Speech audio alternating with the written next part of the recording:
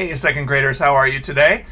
Today I am doing a video read aloud because we don't have in-person class today. So we have been talking about names this week, and some of the books that we have been reading might be one of the Marisol McDonald books. I'm going to read this one later this week. My name is Sangol. My name is Yoon is another great book. Some of you might have read this. And today I'm going to read one of my, we've also might have read Alma and How She Got Her Name, which is a great book as well. And today I'm going to read one of my favorites for you, and it is called The Name Jar, and the author is Yang-Suk Choi. So this is a really great book. So this week we're kind of learning about names while we're getting to know each other better during our first real week back to school. And I know I talked to some of you students today and we learned some of our middle names, so that was fun. The Name Jar is a story about a girl who moves to America from Korea, and about her teaching people about her name. So it's kind of a story about her name and how people learn about it, and it's really nice to listen to. So I'm going to go ahead and get started with that. Whether your teacher is Miss Weber or Miss Fuertes, Miss Preston, Miss Buckley, or Miss Doughton, we're sharing this video, so you'll all watch this, and then we'll give you an assignment on your Teams page for the follow-up for this. So afterwards, look on your Teams page for the assignment for this book, okay? All right, I'm just going to make my screen, my face rather, a little bit smaller so that you can see all of the pictures in the book, okay? All right, so the book we're reading, like I said, the title is The Name Jar.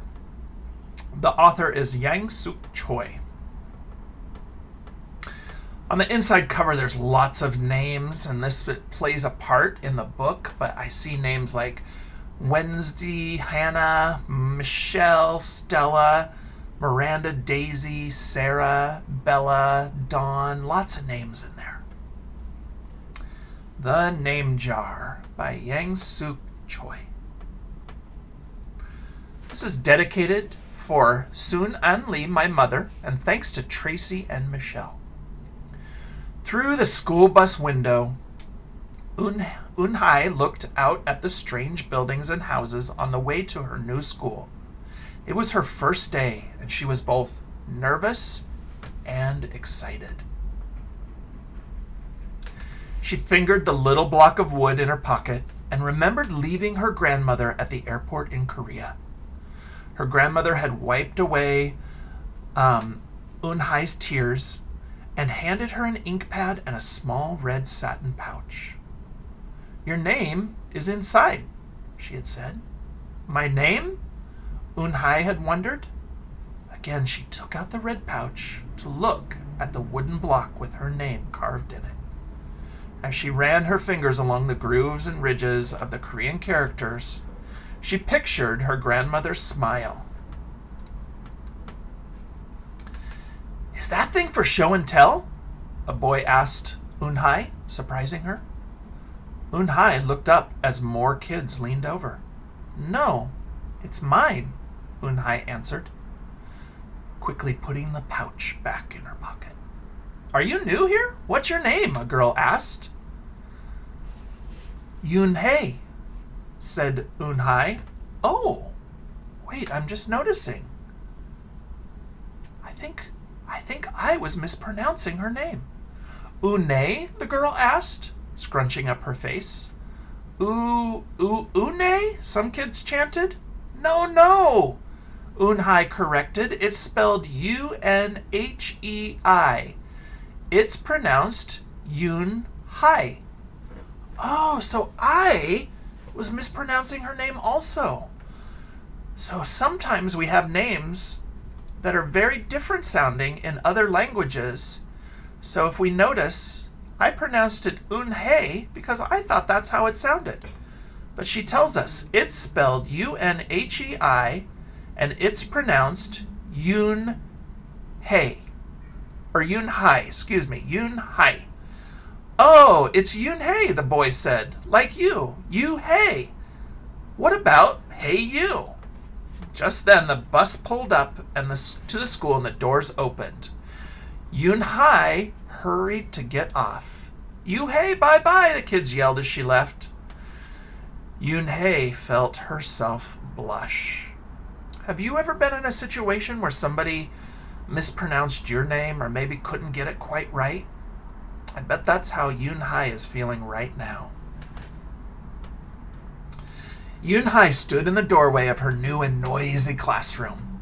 She was relieved that the kids on the bus had gone to other rooms, but her face still felt red. Aren't you going in? Asked a curly-haired boy with lots of dots on his face. You're the new girl, right? He asked cheerfully. Unhei nodded, and before she could walk away, the boy took her hand and pulled her through the door. Here's the new girl, he announced so loudly that the teacher, Mr. Kokotos, almost dropped his glasses. Mr. Kokotos thanked him and greeted Unhei. Please welcome our newest student, he said to the class. She and her family just arrived from Korea last week. Unhei smiled broadly and tried not to show her nervousness. What's her name? Someone shouted. Unhei pictured the kids on the bus. I haven't picked one yet, she told the class, but I'll let you know by next week. As Mr. Kokoto showed her to the desk, she felt many round, curious eyes on her. Why doesn't she have a name? She heard someone whisper. Maybe she robbed a bank in Korea and needs a new identity, a boy replied. On the bus home, nobody teased her, but Unhei kept thinking about her name. How was school, Unhei? Her mother asked when she walked in. Did you understand the teacher? Unhei simply nodded. She unpacked her school bag and set the red pouch by a photograph of her grandma. I'm glad you are learning English well, her mother said. You must study hard, behave nicely, and get good grades to show that you are a good Korean. I will, replied Unhei, but I think I would like my own American name, she said quickly. Her mother looked at her with surprise. Why? Unhei is a beautiful name. Your grandma and I went to a name master for it. But it's so hard to pronounce, Unhei complained. I don't want to be different from all the American kids. You are different, Unhei, her mother said. That's a good thing. Oh, have any of you felt that way before? Like maybe you wanted a new name? Maybe people couldn't say your name properly? How did that make you feel? Later that day, Unhei and her mother went grocery shopping in their new neighborhood. They passed Fidel's Falafel, Tony's Pizza, Dot's Deli. A big graffiti-painted garbage truck roared like a lion as it took off down the street. Nothing sounded or looked familiar until they got to Kim's Market. The sign was both in English and Korean. If you look up here, this is the sign for Kim's Market, and it's in English at the top, and it also has Korean in the bottom. Her mother picked up cabbage to make kimchi. I love kimchi. It's a Korean-style spicy pickled cabbage and other vegetables and meat. She also found some seaweed, Unhei's favorite, for soup. It made Unhei smile. Just because we've moved to America, her mother said, doesn't mean we have to stop eating Korean food. That's true. There's lots of neighborhoods in Seattle and Bellevue and around the area. Maybe you come from another country and you might be able to find food that is from your country at a restaurant here in the area. At the checkout counter, a friendly man smiled at Unhei. Helping your mother with the shopping? He asked. Unhei nodded. I'm Mr. Kim, he said, and what is your name? Unhei, she answered. Ah, what a beautiful name, he said. Doesn't it mean grace? Unhei nodded again. My mother and grandmother went to a name master for me, she told him. A graceful name for a graceful girl, Mr. Kim said as he put their groceries into bags. Welcome to the neighborhood, Unhei. That evening, Unhei stood in front of the bathroom mirror. "Hi, my name is Amanda," she said cheerfully. Then she wrinkled her nose. "Hi, my name is Laura." Maybe not, and her smile turned down. Nothing sounded right. Nothing felt right. "I don't think American kids will like me," she worried as she began to brush her teeth. "Ha-he, ma nam id shoozy," she said to the mirror with a mouthful of toothpaste. The next morning, when Unhei arrived at school, she found a glass jar on her desk with some pieces of paper in it. Unhei took one out and read it aloud. "Daisy," it said. "That's my baby sister's nickname, but she said you can use it if you want," said Cindy, who sat next to her. Unhei took out the rest of the paper. "Tamala," she read. "I got it from a storybook," said Nate. She was smart and brave. Unhei nodded and unfolded another piece. "Wednesday? Yeah, you came here on Wednesday," said Ralph. "Thank you for your help." A smile spread over Unhei's face. Ralph quickly said, "We'll put more names in. You can pick whatever you like. Or pick them all. And you'll have the longest name in history." At 3 o'clock, the bell rang for the end of the school day.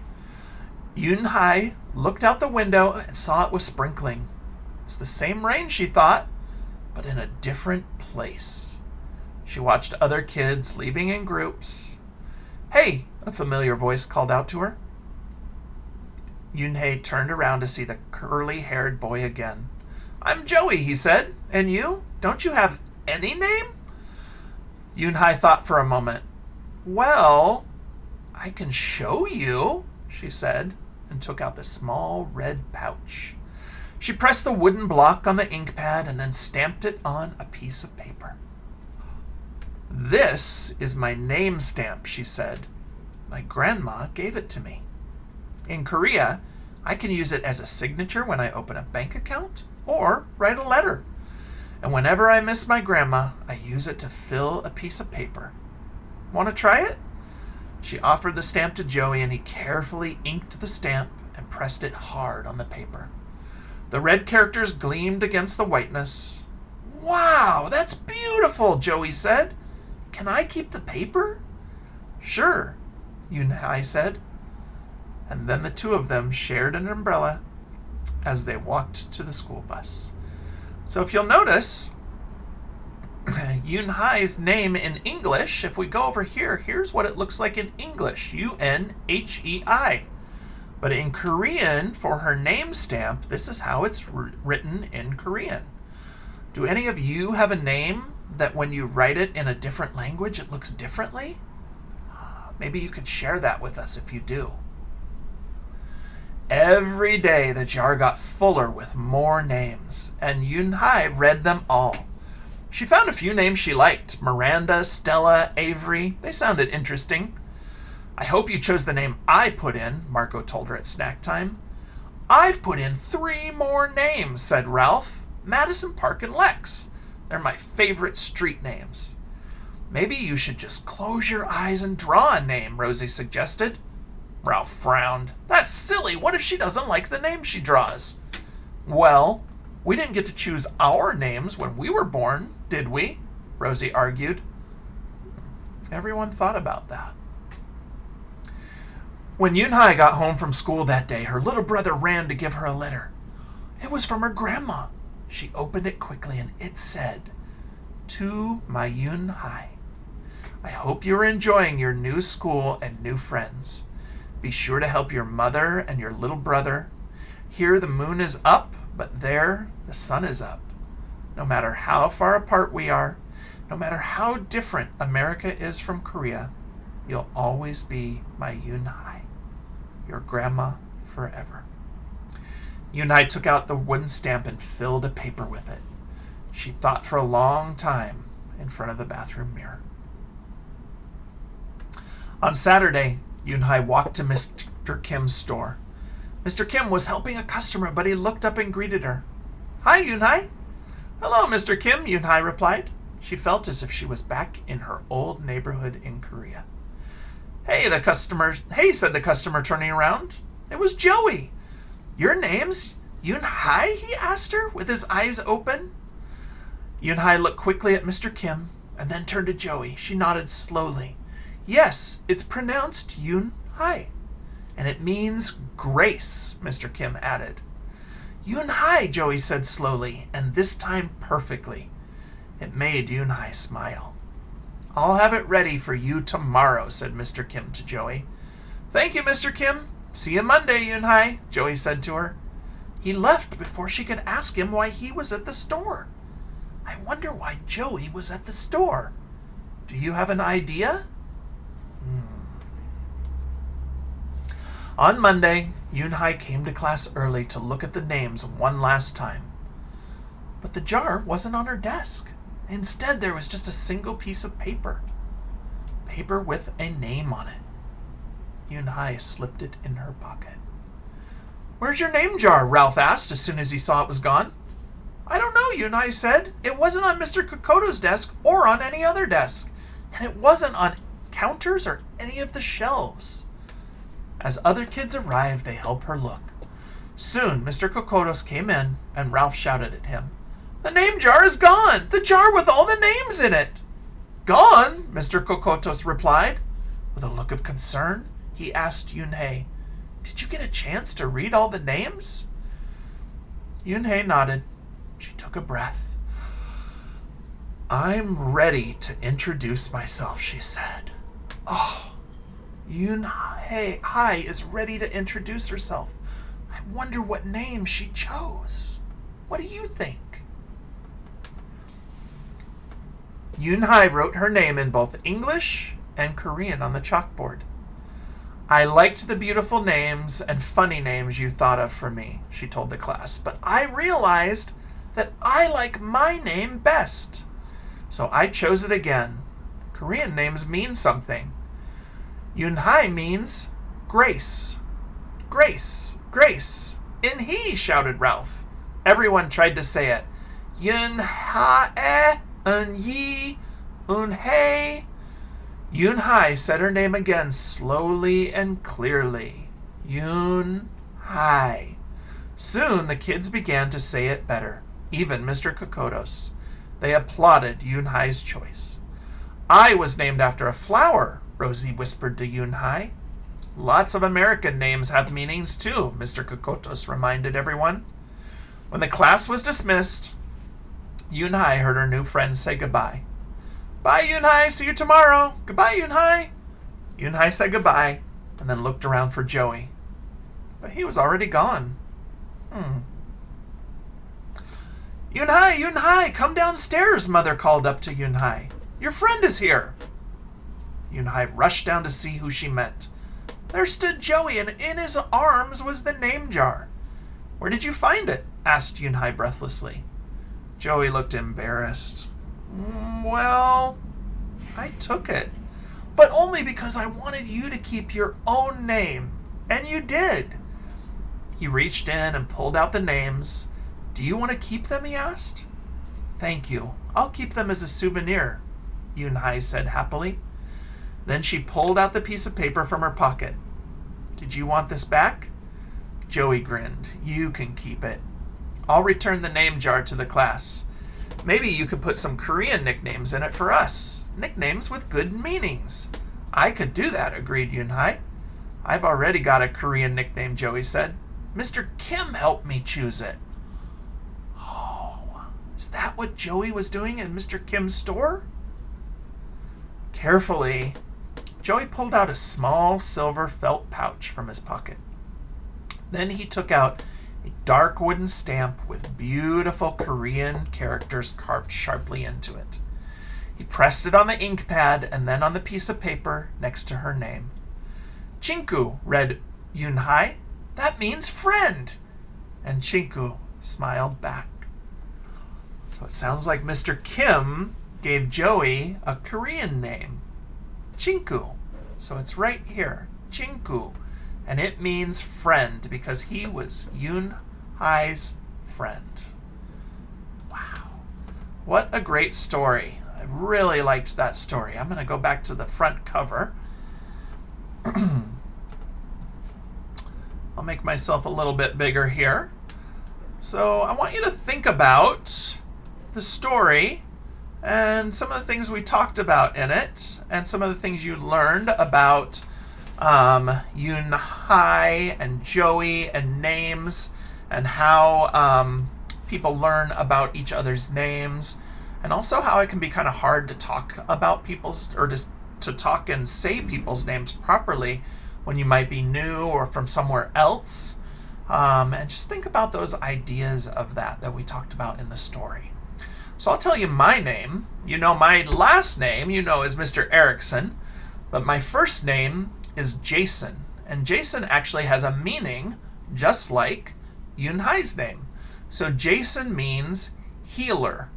It means healer, like I'm a healer, I help people. So that's what the name Jason means. I have a middle name also. It's Bernard, and my middle name was my grandfather's name. So my mom's dad, which is my grandfather, his name was Bernard. And my mom and dad decided to give that to me as my middle name. So my first name is Jason, which means healer. And then I have my grandpa's name as my middle name, Bernard. And then my last name is Erickson. So that's kind of the story of my name. I look forward to learning more about your names and where your names might have come from, and if they have any meanings this week.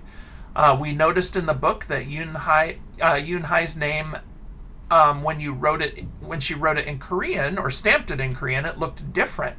So maybe you have a name that looks different in another language. If you'd like to share that with us, you can. So each of us teachers will have an assignment for you on your Teams page today. And we hope you enjoyed the story, and we'll see you on Thursday. All right. Thanks for watching, everybody. Have a good day.